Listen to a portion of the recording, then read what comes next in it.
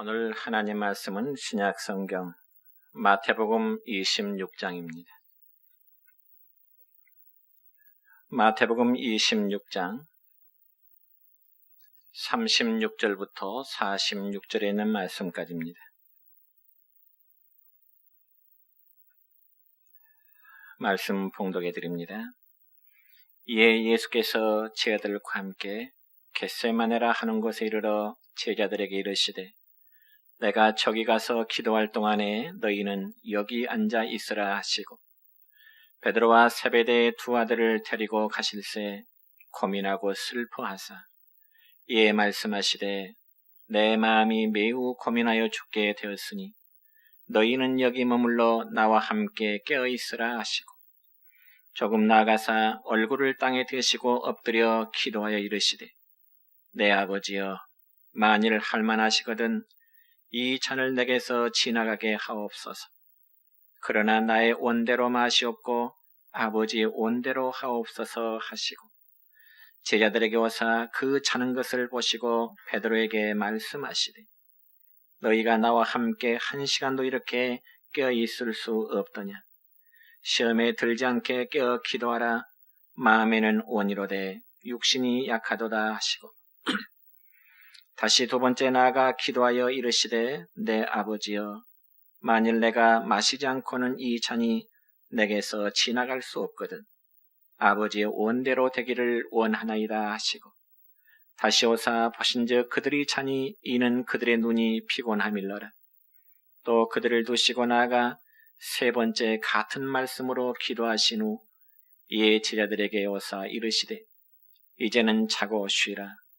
보라 때가 가까이 왔으니 인자가 죄인의 손에 팔리느니라. 일어나라 함께 가자.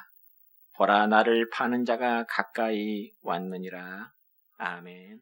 사랑과 축복의 메시지 나눕니다. 사랑하고 축복합니다. 사랑하고 축복합니다. 오늘은 신약성경 마태복음 26장 36절로 46절에 있는 말씀을 중심해서 주님이 당하신 3대 고난이라는 제목으로 말씀을 전하고자 합니다. 여러분 지금은 교회의 절기 가운데 사순절의 절기 기간입니다. 그래서 사순절이라 하면은 40이라는 의미로서 예수님이 당하신 고난을 기념하는 절기를 사순절이라 그렇게 말합니다. 그래서 금년에는 2월 20일부터 사순절의 절기가 시작되고 부활절 전날 토요일까지 기간을 말하는데 그 40일 기간 동안의 주일날은 40일의 숫자에 포함시키지 않습니다. 그러므로 사순절은 부활절을 기다리면서 신앙의 성장과 그리고 회개를 통한 영적 훈련의 시기이고 또 자신의 죄를 대속하기 위해서 십자가에 달려 고난당하신 예수님의 죽으심을 묵상하는 시기가 바로 사순절의 기간입니다. 그렇기 때문에 초대교회 성도들은 이 사순절 기간 동안에 금식을 하면서 또한 주님께서 인간의 죄를 대속하기 위해 찢기신 살과 또한 흘리신 피를 기념하는 성찬 예식을 거행하면서 예수님의 고난을 묵상하는 그러한 시간을 보냈던 것입니다. 그러면 과연 예수님이 당하신 그 고난은 어떠한 고난이었을까요? 흔히 우리 인간에게 임하는 절대 다수의 고난은 범죄와 잘못으로 인해서 다가온 고난이 대부분입니다. 그러므로 우리가 행하는 모든 고난은 바로 자업자득적인 고난이라고 말할 수 있습니다. 그렇지만 예수님이 당하신 고난은 결코 자업자득적인 그러한 고난이 결코 아닙니다. 왜냐하면 예수님께서는 자신이 당한 고난 당하실 만한 그 어떠한 범죄도 저지르신 그러한 적이 전혀 없으셨기 때문입니다. 그럼에도 불구하고 예수님은 친히 고난을 받으셨습니다. 그래서 예수님이 당하신 고난은 타락한 인류를 죄악과 사망의 저주에서 건지시려고 자원에서 당하신 바로 대속적인 고난인 것입니다. 그리고 또한 주님의 고난은 인간을 지극히 사랑하셔서 인간이 마땅히 당해야 할 그 고난을 주님이 대신 담당하신 그러한 고난이었습니다. 그러므로 이 시간 우리는 예수님께서 당하신 이 고난을 세 가지의 관점으로 이제 나누어 말씀을 드리고자 하는데, 첫째는 예수님께서 제일 먼저 당하신 고난은 바로 영적인 고난이었습니다. 여러분, 고린도후서 5장 21절의 말씀을 보면 이런 말씀이 있습니다. 시작. 하나님이 죄를 알지도 못하신 이를 우리를 대신하여 죄로 삼으신 것은 우리로 하여금 그 안에서 하나님의 의가 되게 하려 하심이라. 아멘. 그러니까 이 말씀의 의미는 인류의 조상인 아담과 하와가 하나님 앞에 범죄함으로 인해서 인간은 하나님 앞에 죄인이 되었다는 말씀입니다. 그렇지만 그 죄는 인간 스스로 해결할 수 있는 능력이 전혀 없는 것입니다. 그리고 인간은 당연히 하나님 앞에 정죄의 대상이 될 수밖에 없고 또한 지옥의 심판을 면할 길이 없었습니다. 그런데 성경에 보니까 죄를 알지도 못하시느니, 즉 우리 주님이 저와 여러분을 대신해서 죄짐을 스스로 짊어져 주셨다고 말씀하십니다. 물론 우리의 죄짐이란 원죄와 인간 스스로 지은 모든 행위의 자범죄들을 말하는 것입니다. 그래서 우리 주님은 오늘 본문 말씀 가운데 39절의 말씀을 보면 고난의 잔을 앞에 두시고 주님은 이러한 심각한 기도를 하십니다. 주님의 기도를 같이 할까요? 시작. 얼굴을 땅에 대시고 엎드려 기도하여 이르시되 내 아버지여 만일 할만하시거든 이 잔을 내게서 지나가게 하옵소서. 그러나 나의 원대로 마시옵고 아버지의 원대로 하옵소서. 아멘. 그러니까 우리 주님은 죄를 알지도 못하시고 또한 주님은 죄를 지은 적도 없으셨지만은 인간들의 지은 죄악의 잔을 바라보시면서 처절한 영적 고통을 겪으셨던 것입니다. 물론 여기 인간들의 지은 죄악의 잔이란 바로 주님께서 지셔야 될 십자가의 죽음을 의미하는 것입니다. 그래서 예수님은 하나님께 부르짖기를 아버지 할 수만 있다면 이 잔을 내게서 지나가게 하옵소서. 이러한 심정으로 주님은 부르짖어 성부 하나님께 기도하셨던 것입니다. 그러면서 주님은 또다시 기도하시기를 그러나 나의 원대로 마옵시고 아버지의 원대로 하옵소서. 그러니까 주님의 이 기도는 내가 십자가의 죽음을 당하지 않으므로 인류의 구원을 받지 못한다면 아버지여 제 뜻은 개의치 마시고 아버지의 뜻대로 하시옵소서. 이러한 기도의 내용입니다. 그런데 만약에 예수님께서 이 십자가의 잔을 거부하신다면 온 인류는 영원한 죽음에 처할 수밖에 없는 것입니다. 그렇기 때문에 예수님은 범죄한 저와 여러분을 위해서 십자가의 잔을 마시고자 하심에 결코 주저하지를 않으셨던 것입니다. 그래서 예수님은 겟세마네 동산에서 마지막에 기도를 하신 후에 체포당하시고 또한 십자가에 숨을 거두시기까지 하나님께 버림을 당하는 그런 처절한 고통을 주님이 친히 당하신 거지요. 그러니 그 순간이야말로 인간들이 행한 죄악의 담이 하나님과 예수님과의 사이를 분리시켜 놓은 것입니다. 그로 인해서 예수님의 영적 고통은 이제 시작된 것입니다.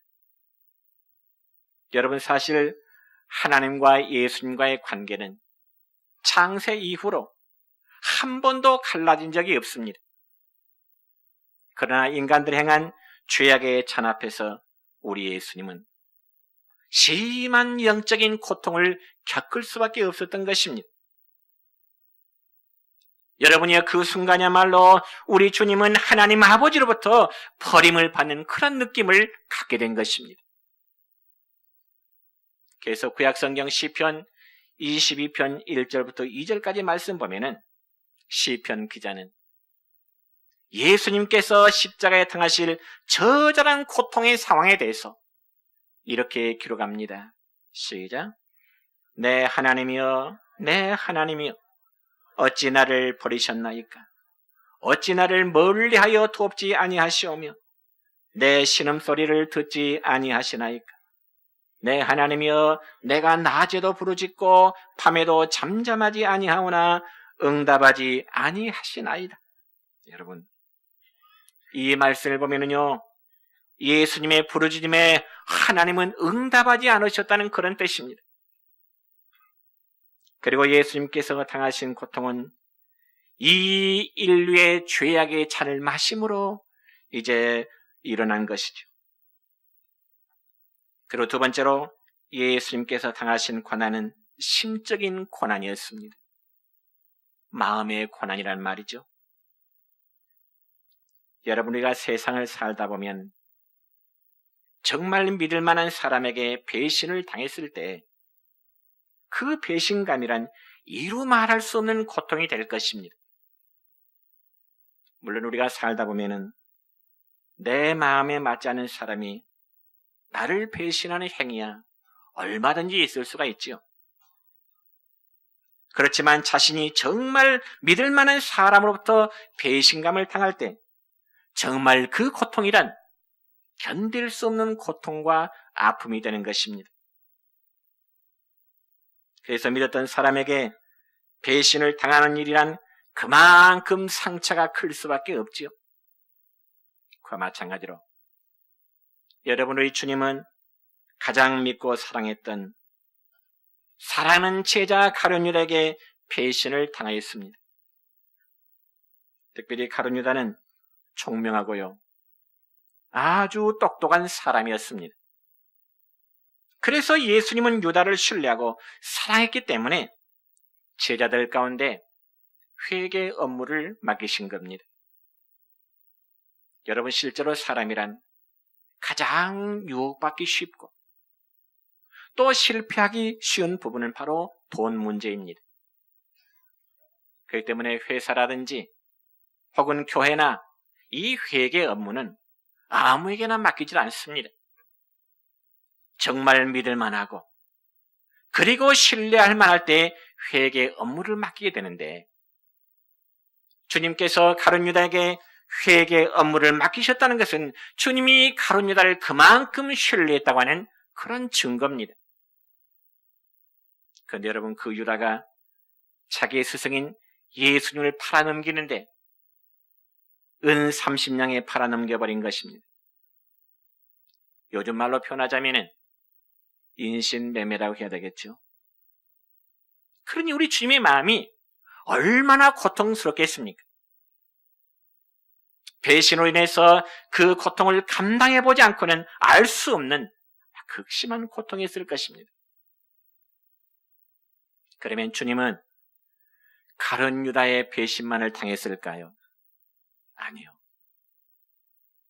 예수님께서 겟세마네 동산에서 붙잡히실 때 제자들 역시 모두 다 예수님을 버리고 도망가 버렸습니다. 한때 그들은 주님과 함께 감옥이나 심지어는 죽는 데까지라도 함께 가겠다고 당당하게 말하면서 예수님을 따르던 사람들이었습니다. 그렇지만 예수님은 제자들과 최후의 만찬을 나누는 자리에서 마가복음 14장 27절의 말씀을 보면 제자들에게 이런 말씀하십니다. 시작. 예수께서 제자들에게 이르시되 너희가 다 나를 버리리라. 너희 중에 가룟 유다 한 사람만 나를 버리는 것이 아니라 너희들이 다 나를 버리게 될 것이다. 여러분, 예수님의 그 말씀을 들은 제자들에게는 아마 굉장히 충격적으로 들렸을 것입니다. 3년 동안 예수님과 함께 동거동락에 있는데 자기들이 예수님을 버린다니요? 그럴 수가 없고 뭔가 예수님이 오해를 하고 계시지 않나. 아마 제자들은 그런 생각을 했을 것입니다. 그래서 성격 급한 수제자 베드로가 예수님에게 뭐라고 말합니까? 마가복음 14장 29절의 말씀입니다. 시작. 다 버릴지라도 나는 그리하지 않겠나이다. 예수님, 나와 함께 있는 동료 제자들이 다 선생님을 부인하고 배신한다 할지라도 저만큼은 절대로 주님 버리지 않을게요.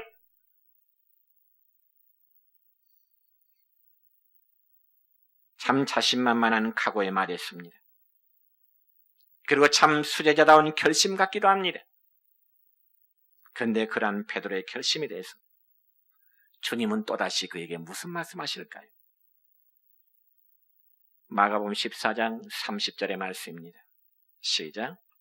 내가 오늘 이 밤 닭이 2번 울기 전에 내가 3번 나를 부인하리라.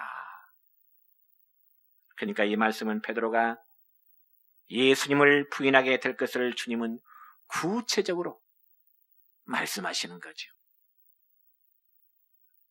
그자 마가복음 14장 31절의 말씀 보면은 베드로와 모든 제자들은 마치 합창이라도 하듯이 이렇게 말하네요. 시작. 내가 주와 함께 죽을지언정 주의를 부인하지 않겠나이다 하고 모든 제자도 이와 같이 말하니라. 여러분, 이 얼마나 대단한 제자들의 각오입니까? 그들이 주님과 함께 죽을지언정 절대로 주님을 부인하지 않겠다고 말하네요. 그리고 그런 각오는 베드로 혼자만의 각오가 아니라 모든 제자들도 하나같이 절대로 우리 주님 부인하지 않을게요. 주님과 함께 죽을지라도 주님 부인하지 않고요. 배신하지 않을게요. 근데 막상 예수님이 겟세마네 동산에서 최후의 기도를 마치신 후에 붙잡히시게 되자 예수님과 함께한 자는 누구였습니까? 마가복음 14장 50절의 말씀입니다. 시작. 제자들이 다 예수를 버리고 도망하니라. 예수님이 붙잡히셨을 때 제자들이 다 도망했다. 그리고 그나마 오직 베드로만 성에 보니까 멀찍이 따라갔고 다른 제자들은 다 도망가 버렸습니다. 그러니 예수님을 은 30에 팔아넘긴 가룟유다만 예수님을 배신한 게 아니고요. 다른 제자들 모두 다 마찬가지였습니다. 그래서 예수님께서는 대제사장 가야바와 안나스의 뜰로 끌려가셔서 밤새도록 모진 고통을 당하셨습니다. 주먹으로 맞아서 아마 얼굴이 퉁퉁 부어올랐을 것이고요. 피투성이가 되었을 것입니다. 그리고 침을 뱉어서 얼굴과 몸이 아마 침투성이가 되었을 것입니다.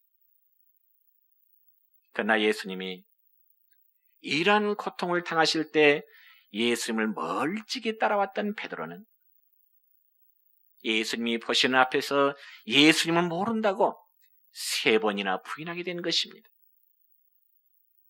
그러면서 나중에는 심지어는 저주하고 맹세하면서까지 내가 저 예수를 도무지 알지 못한다고 저주했더라 그랬습니다. 그러니 예수님의 심적 고통이 얼마나 크겠습니까?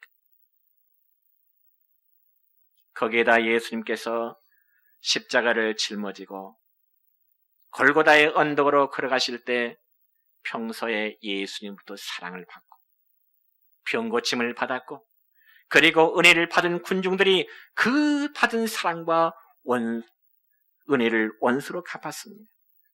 어떻게요? 저 예수를 십자가에 못 박으라고요. 저 예수를 십자가에 못 박아 죽이라고요. 한마디로 배은망덕한 자 아니겠습니까? 세상의 은혜를 원수로 갚는 것, 이보다 더 폐역한 일은 없을 것입니다.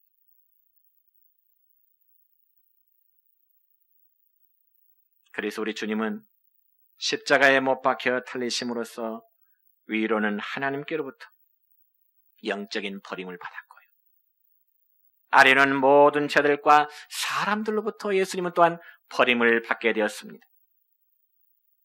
여러분, 인간은 사회적인 존재이기 때문에 외롭고 그리고 고독하고 버림받는 것이 얼마나 무서운 일인지 모릅니다. 그런데 예수님은 철저히 버림받았습니다.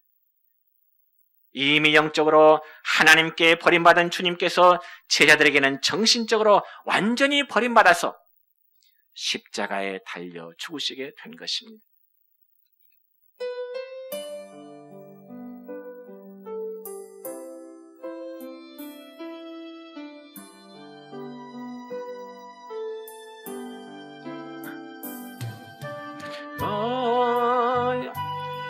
동산에서 기도하실 때 주님의 땀방울은 피로 변했네.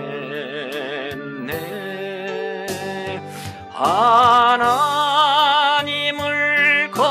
거역한 나를 위하여 순종의 속죄 피를 흘려 주셨네.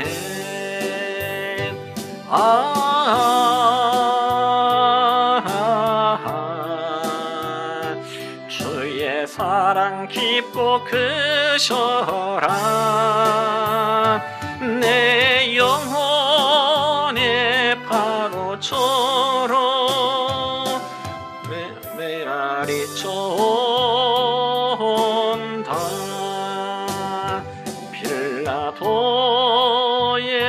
뜰에 솟아 가시관 쓸 때 주님의 온 얼굴은 피로 젖었네.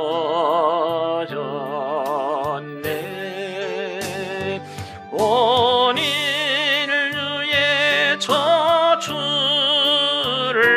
속하시려고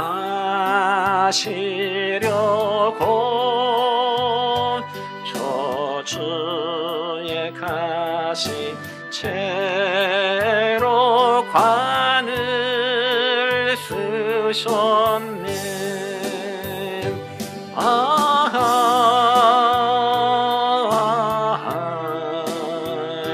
주의 사랑 깊고 크셔라. 내 영혼의 파도처럼 메아리 쫓다. 빌라도의 군인들이 때린 채찍에 찢어져 피로 물든 주님 등허리.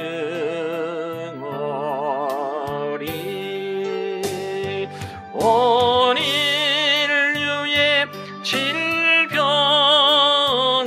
속하셨으니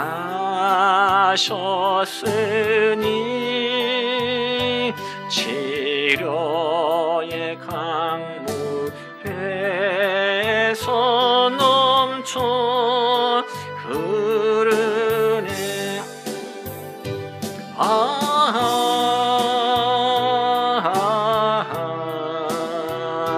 주의 사랑 깊고 크셔라. 내 영혼의 파도처럼 메아리 쫓다.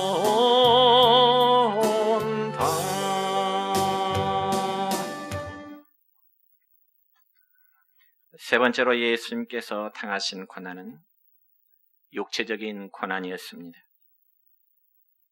여러분, 예수님께서는 겟세마네 동산에서 제자들과 죄후의 기도를 하신 후에 붙잡히셔서 대제사장 가야바의 법정에 서시게 되었습니다. 그리고 그곳에는 예수님을 죄인으로 정죄하기 위해서 많은 거짓 증인들이 이제 있었습니다. 그렇지만 거짓 증언자들의 증언은 예수님을 죄인으로 인정할 만한 증언이 결코 되지를 못했습니다. 그러자 그들은 그때부터 예수님에게 폭력을 행사하기 시작했는데, 마태복음 26장 67절의 말씀을 보면 이렇게 기록되어 있습니다. 시작. 이에 예수의 얼굴에 침 뱉으며 주먹으로 치고 어떤 사람은 손바닥으로 때리며, 여러분, 정말 하나님이신 아들이신 예수님께서 당하신 모욕과 고통은 말로 표현할 수 없는 일이었습니다. 그러면 모욕과 고통을 당하신 이 예수님에 대해서 성경은 어떻게 말씀하고 계실까요? 요한복음 1장 3절의 말씀입니다. 시작. 만물이 그로 말미암아 지은 바 되었으니 지은 것이 하나도 그가 없이는 된 것이 없느니라. 아멘. 여러분, 이 말씀 보면 우리 주님은 만물을 창조하신 창조주이십니다. 그리고 그분은 우리의 만왕의 왕이십니다. 그런데 그 창조주께서 인간의 구원을 위해서 육신을 입고 오셨고 고난과 고통을 당하시게 된 것입니다. 그리고 가야바의 법정에서 밤새도록 신문과 고문을 당하신 예수님은 이제는 빌라도의 법정으로 옮겨 빌라도에게 신문을 당하신 후에 마지막 최후의 사형 언도를 받게 된 것입니다. 그자 로마의 군인들은 예수님에게 홍포를 입히고 머리에는 가시관을 씌우고 채찍으로 내려치게 되는 것입니다. 여러분, 그 당시 로마 군인들이 사용한 채찍이라고 한다면 가죽으로 만들어졌습니다. 그리고 그 채찍 끝에는 나무로 만들어진 5갈래의 갈고리가 채워져 있었습니다.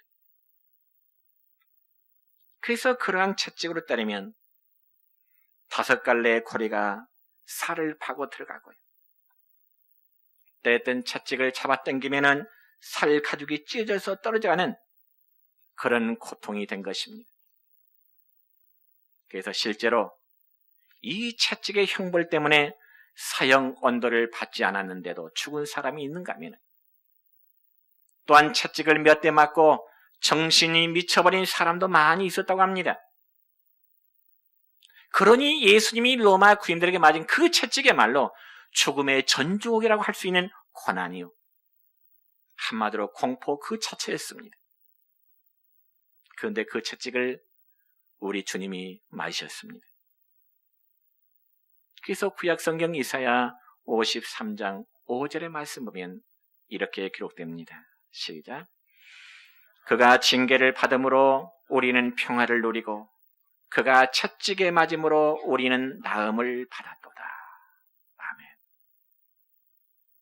여러분, 주님이 채찍에 맞음으로 우리는 나음을 입게 되었습니다. 그렇다면 예수님의 육체의 고난이 거기에서 끝이 났을까요? 채찍에 맞음으로 그 자체로 예수님의 육체의 고난이 끝이 났을까? 아니요. 예수님에는 육체적 고난의 절정이 남아 있었는데 그것이 바로 십자가의 고통이었습니다. 십자가의 달림이었습니다. 특별히 예수님은 십자가의 죽음을 위해서 당신이 친히 무거운 십자가를 등에 짊어지시고 갈보리 산으로 오르면서 수도 없이 넘으셨습니다. 그리고 갈보리 산 언덕에서 십자가의 양손과 발에 못이 박힌 후에 하늘과 땅 사이에 달리시게 된 것입니다. 그래서 예수님이 십자가에 달리심은 최고 절정의 고난과 고통이었습니다. 그래서 예수님은 그 고통이 너무너무 힘들어서 십자가 위에서 예수님은 이렇게 부르짖습니다. 엘리 엘리 라마 사박다니. 엘리 엘리 라마 사박다니. 나의 하나님이여 나의 하나님이여 어찌하여 나를 버리십니까? 주님의 울부짖음이십니다. 그리고 예수님은 십자가에 못 박힌 지 6시간 만에 숨을 거두시게 됩니다. 그러므로 예수 그리스도의 죽으심은 보통 인간적인 그런 죽음이 아닙니다. 예수님은 영적으로 버림받은 극한 고통과 그리고 정신적으로 배신당한 괴로움과 고독 그리고 육체의 고통을 다 겪으시면서 죽었던 그런 고난이었습니다. 그래서 예수님의 죽음은 죄인들을 사랑하시는 하나님 사랑의 표현이 되는 것입니다. 하나님은 그 아들을 십자가에 죽게 하심으로 우리를 사랑하신다고 하는 사랑의 증거물이 그 아들을 십자가에 달리도록 하심입니다.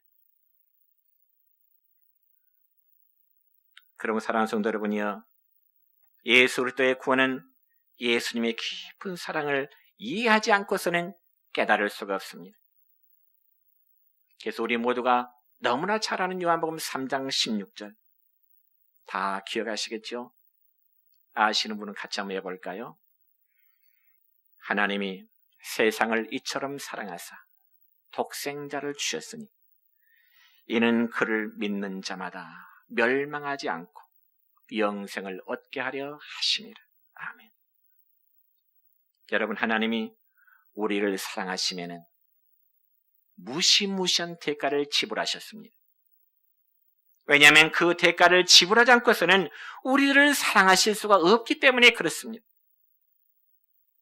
그래서 예수님이 이 땅에 오시기 600년 전에 성령께서는 이사야 선지자를 통해서 그리스도의 고난이 우리를 위한 대속의 고난임을 이렇게 말씀하시네요. 자, 이사야 53장 4절과 5절입니다. 시작. 그는 실로 우리의 질고를 지고 우리의 슬픔을 당하였거늘 우리는 생각이를 그는 징벌받아 하나님께 맞으며 고난을 당한다 하였노라. 그가 찔림은 우리의 허물 때문이요 그가 상함은 우리의 죄악 때문이라. 아멘.